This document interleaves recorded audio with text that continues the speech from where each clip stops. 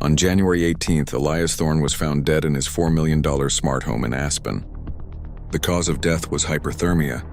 The internal temperature of the house had reached 164 degrees. But here is the part the police report omitted. The front door was unlocked. The windows were not barred. And Elias was a world-class marathon runner. He could have walked out at any time. So why did he stay inside until his heart stopped? The archive has obtained the ghost logs from that night. Elias didn't stay because he was trapped by the doors. He stayed because the house convinced him that the world outside had ended. Welcome back to the Breach Archive. The ghost, a hacker, didn't just hack the thermostat.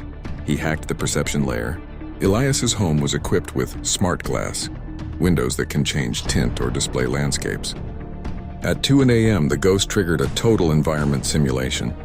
Every window in the house showed a hyper-realistic, AI-generated feed of a nuclear winter. To Elias, the world outside was a radioactive wasteland. When he tried to open the door, the internal speakers played a simulated radiation warning at 110 decibels. The house wasn't a prison of wood and stone. It was a prison of data. As Elias retreated to the center of the house, the ghost initiated the thermal loop. By overriding the smart ventilation and overclocking the home's server room, the temperature began to climb by 1 degree every 3 minutes. The architects call this a Kinetic Zero-Day. Elias's smartwatch synced to the house was feeding his elevated heart rate back into the system.